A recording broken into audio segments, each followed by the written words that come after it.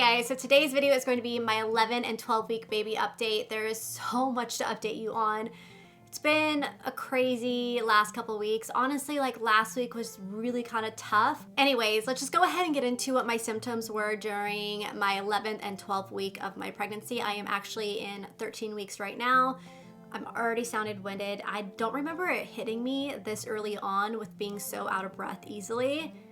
I have to look at my old videos, but that hit me really hard today, I've noticed. So excuse me if I sound very winded, but it's because of pregnancy.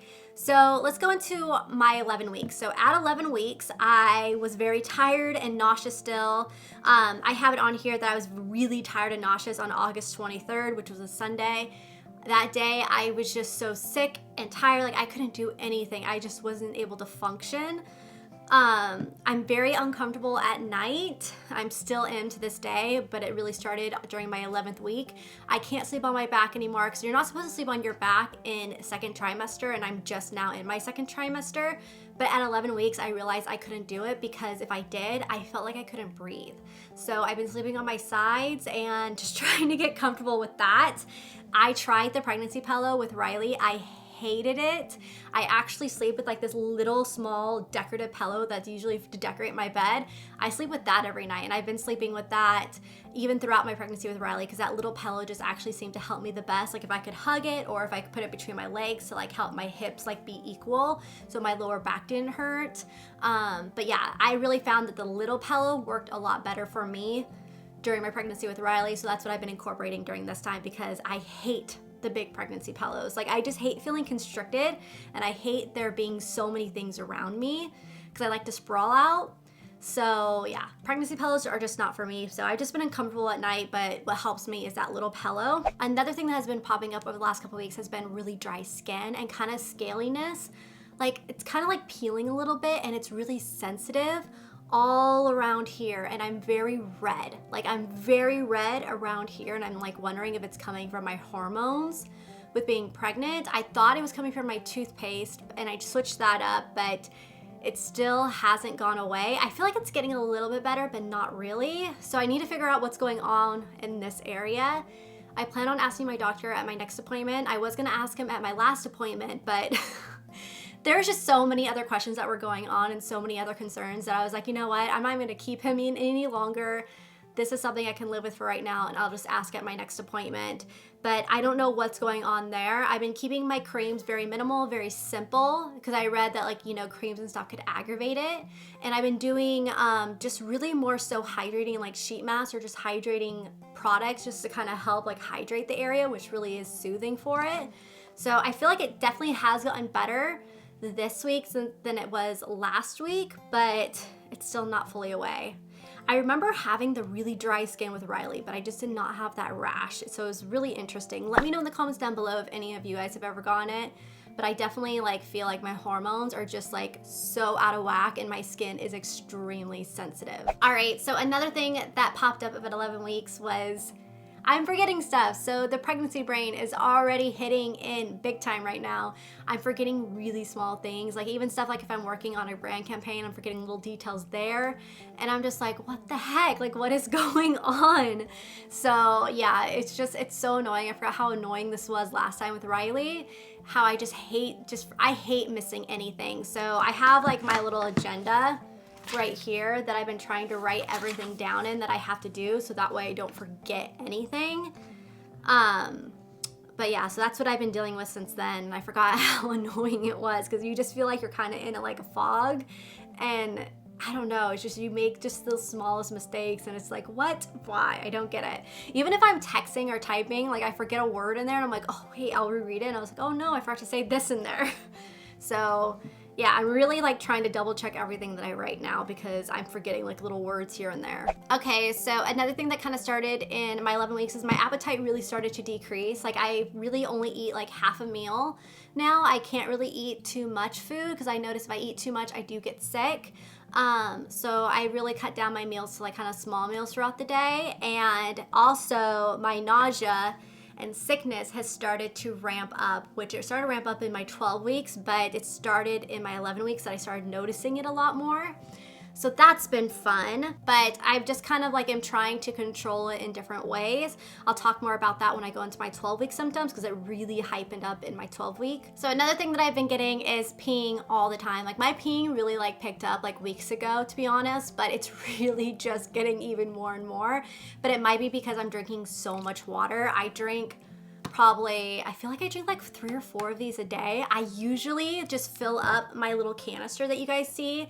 I love, it's like a little reduced thing and it keeps the water so cold. It's like perfect, but we are in a problem right now. So our refrigerator started going out a few weeks ago. I noticed it, like our ice machine was not working and I was like, the freezer doesn't feel as cold as it's supposed to be.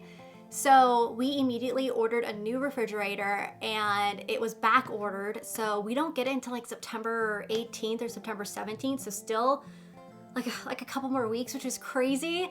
So, and I've noticed now it's gotten even worse with the freezer side. Like I had to throw away everything this weekend because everything finally just melted. And the refrigerator side is still staying cool, which is good. So I got everything out of the freezer side. So I'm hoping that if it has like doesn't have to use as much energy to keep things cold on the freezer side, the refrigerator side will last a little bit longer. But another thing that we noticed is that the water, when I use the filtered water, that's usually what I fill my cup with, is getting warm. So it's like not even cold and I just want cold water. So I've been doing water bottles, but I usually do my little refillable container, as you guys always see in my videos. But that's why. So I'm just waiting for us to get that new fridge and I cannot wait because it will be so nice to have ice water again. I miss ice so much, but I obviously can't buy any ice because it will just melt in the freezer side because it doesn't stay cold anymore.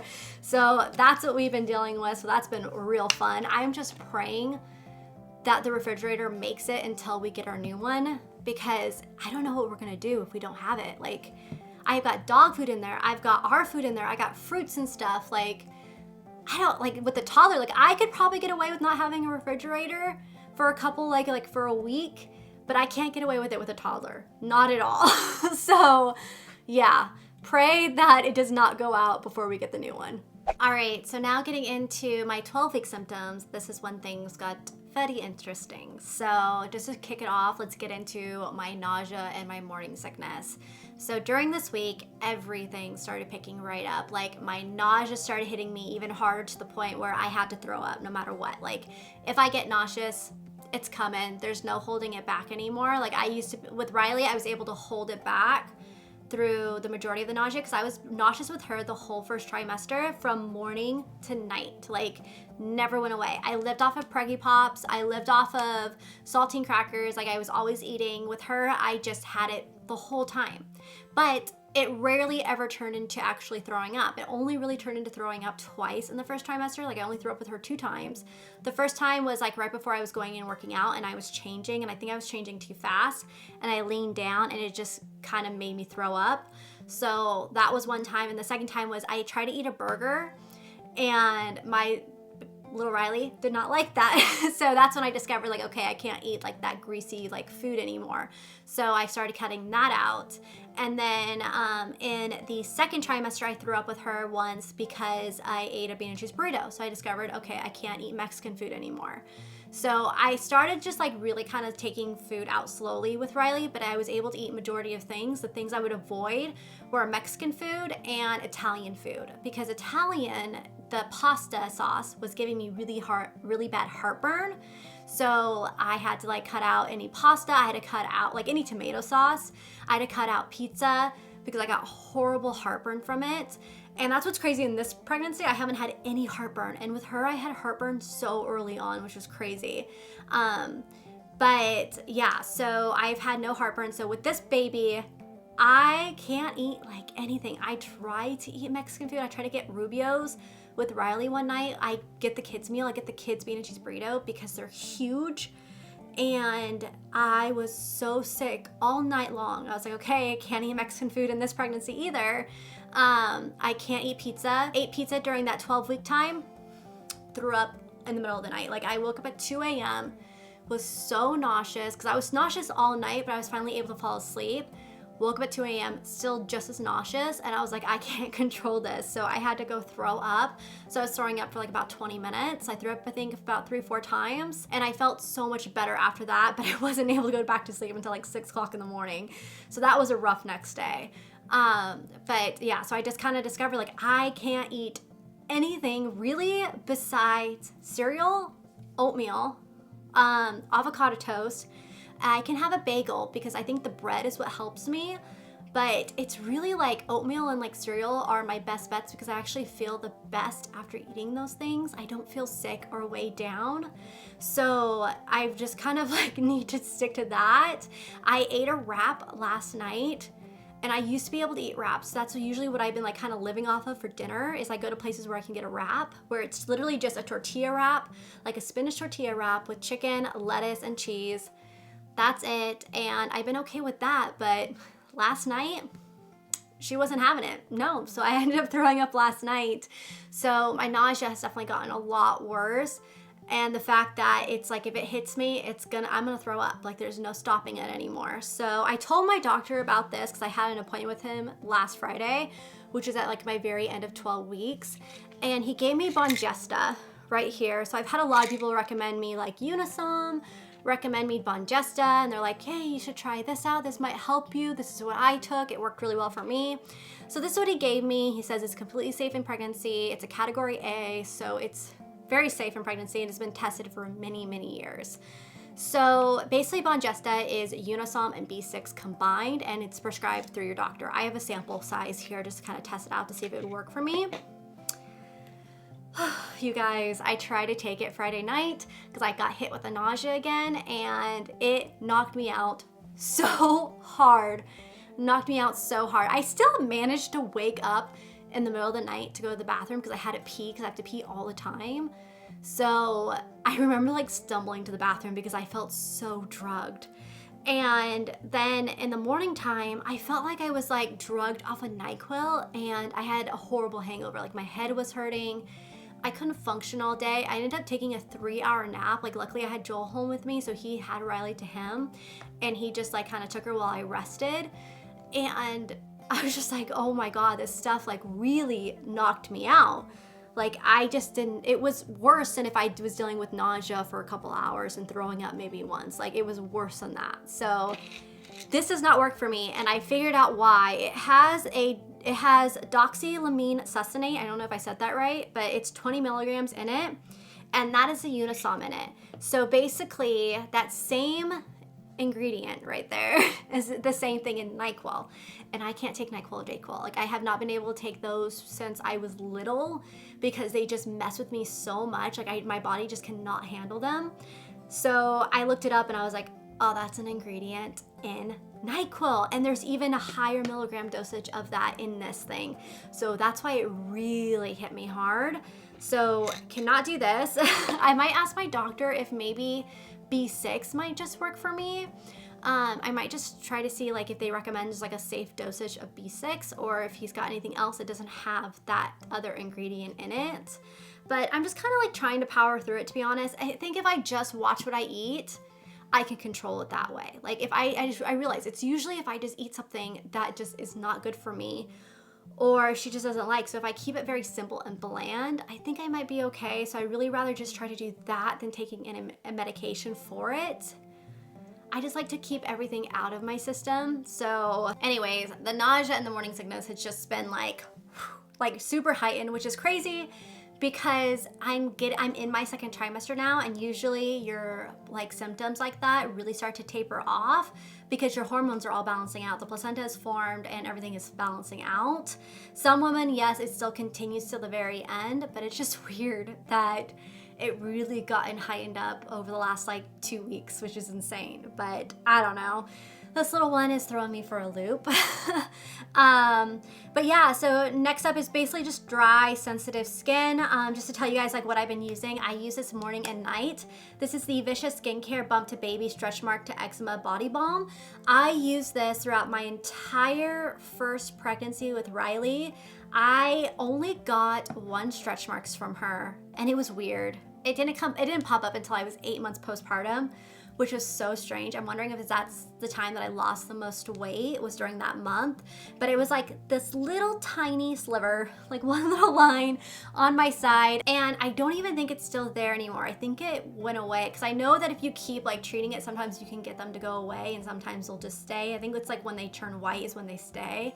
But it was strange, it was weird, but I don't even think I have it anymore. But this is what I used with her, and I've been using it again because I actually ran out of my Ultra Repair Cream. This is the Intense Hydration for First Day Beauty. This was the one I was using right when I found out I got pregnant, because I start lathering myself like crazy once I get pregnant. So I used this one up, and then now I am on to this one, and I love it. Again, I've used it all throughout my time with Riley, and I'm using it through this one too. So this one works really, really well, especially if you have dry skin. Like, it eases, because I get dry skin so easily, like to where I itch, and this saves me. So I really, really enjoy this, and I lather it everywhere. Okay, so last thing, and definitely the most scariest thing that has happened in my 12 weeks, is that I went to my OB, because I have, like, you know, you have usual checkups every 4 weeks. And he checked everything down there, because we're checking everything because I have that polyp situation. I have a cervical polyp that's literally right in my cervix. Well, he checked me and he goes, you are a little bit dilated. So my cervix is not fully closed, and he is a little concerned about it. I asked him, I was like, do you see any signs of an incompetent cervix or short cervix? Like, are we gonna have to do the little stitch there where it's called like a circlage, or I don't even know how to pronounce it, but they basically go in there and they do like a little stitch to close the cervix in women who have incompetent or short cervixes. So for me, he goes, you do not have a short cervix, and you do not have a incompetent cervix. Like, I do not see that at all in you. He goes, basically, it's just that polyp that is in the way and not letting it fully close. So you are slightly dilated. So you can't have intercourse. You can't submerge yourself into water.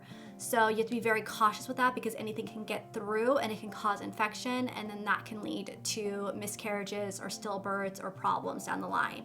So, which we kind of knew from my last appointment that I had the polyp there and everything. So that was really, really scary. And what's got me nervous about it now is that, okay, I'm only 13 weeks right now. The baby is very small. The baby is only the size of a peach. My concern is when I get further down the line and this baby gets bigger, am I going to dilate more? Like, is that pressure going to put a lot more on my cervix? So with your cervix, you usually are not dilated until around 36 to 38 weeks, or 39 weeks, or 40 weeks. Some women can't, like, I know women that have gone into labor and not have even been dilated. So that's scary that it's already happening right now at 13 weeks. So I am very nervous about it. I spoke to others that had a very similar situation, and they ended up getting the stitch in them around like 15, 20 weeks. And they were able to make it to term. So I'm really gonna be staying up on my doctor about it, because I don't wanna be laxed about it. I don't want them to be lax about it. Because of that, I actually have an appointment here in another 2 weeks. So I think I'm gonna have them check again, and I'm gonna ask them if I could do my appointments every 2 to 3 weeks. Because it's just, I don't know, I worry that if it gets bad, it can get bad really fast, and waiting 4 weeks for an appointment can be bad. So I definitely gonna request that. I'm just gonna try to be my biggest advocate with it. Another thing that really kind of sucked was that we could not hear the heartbeat. So when we did the little Doppler machine to hear the heartbeat, he couldn't find it. Like, he was just looking and looking everywhere, and he's like, this one is your heartbeat and it's not the baby's. So I'm like, okay. So he's still looking, and he's like, you know what? He goes, I'm gonna go get the other machine. He goes, because the longer that I'm taking to find this heartbeat, the faster yours is going right now. And I'm just like, yeah, because I'm freaking out. So he went and got a different little machine, and this one is like a little mini ultrasound where they just do it over your belly, and they could see it on this little thing that's like looks like a mobile flip phone, and they could see it. And so we were able to see her. She was moving, and we saw the heart flicker, so that means that there was a heartbeat. So he goes, everything's fine, she's right there. It's just that we can't hear the heartbeat yet. So he goes, you might have an anterior placenta, and that might be it. But he goes, I'm pretty sure we will definitely be able to hear the heartbeat your next appointment. So I had an anterior placenta with Riley, and we didn't have a problem hearing the heartbeat at 12 weeks. Like, I even have a video on that. So I don't know. It just like makes me so nervous. But again, it's very common. Like some people can't hear the heartbeat on a Doppler for well after 12 weeks. So I did my research on that, but the fact that we did see her and we saw that she was moving and she had a heartbeat, that put me a lot more at ease. But I'm still, just with everything, I'm trying not to stress out. I'm trying to just breathe, take it easy. I'm honestly resting as much as I can. Like Joel has really helped me out, like when he's home, because he travels a lot right now because everything got picked up, because everything was canceled and postponed for COVID. And now that things are opening back up everywhere, he's getting booked and booked and booked. So he's been gone like so much. So whenever he's home, he basically just takes like Riley to himself, and I just kind of like rest and recoup. So that's what I've been doing, and that's just been like the biggest help right there. And I'm just really trying to just stay calm. I'm trying to do my research and prepare for the worst and study which signs to look for and just really stay on top of everything. Definitely the dilation has me very concerned, but I'm just trying to stay calm, relax, not stress, and just take it easy.